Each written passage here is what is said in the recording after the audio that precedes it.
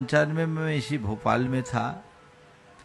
राष्ट्रीय स्वयंसेवक संघ का एक पथ संचलन था। एक कार्यकर्ता जिसका नाम मैं नहीं ले रहा हूं, राष्ट्रीय स्वयंसेवक संघ का एक सक्रिय कार्यकर्ता था। उसके साथ उसका 5 साल का बेटा था। वो भी हाफ पैंट, सफेद शर्ट और टोपी, काली टोपी पहनकर हाथ में इतनी सी रूल लेकर आया था।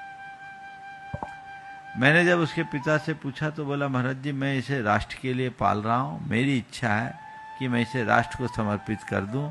मैं तो गृहस्थी में फंस गया, मैं चाहता हूँ मेरा बेटा राष्ट्रीय स्वयंसेवक संघ का प्रचारक बने, राष्ट्र के लिए काम करे।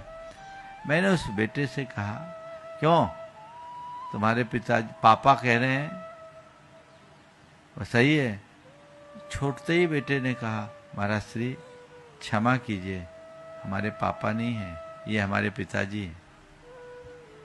5 साल के बच्चे, मैं चौक मंदिर में था, ये हमारे पापा नहीं पिताजी हैं। मैंने कहा ठीक है, तुम्हारे पिताजी कह रहे हैं कि तुम्हें प्रचारक बनाएंगे, कभी तुम्हारे पिताजी भी ऐसे कहते थे, उनने शादी कर ली, तुम भी कर लोगे क्या?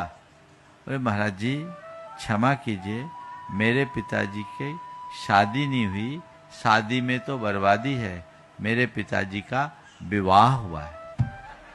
5 साल का बच्चा। फिर बातचीत आगे बढ़ी। मैंने उस बच्चे से कहा, जाओ आप खाना खा लो। आपने खाना खा लिया? मैंने पूछा, खाना खा लिया? बोला, महाराज हम खाना नहीं खाते, खाना तो मियाँ खाते हैं, हम भोजन करते हैं। एक 5 साल के बच्चे के मुख से ये बात सुनकर मैं हतप्रभ रह गया। ये संस्कार पिता के दिए हुए संस्कार थे। ऐसे संस्कार यदि बच्चों में घोंट घोंट के भर दे तो बच्चे आपसे विमुख कभी नहीं जाएंगे। इसलिए मैं पुनः दोहराता हूं, बच्चों को धर्म सिखाने की जगह बच्चों में धर्म जगाने का उपक्रम कीजिए। जब धर्म जगेगा, जीवन बदलेगा।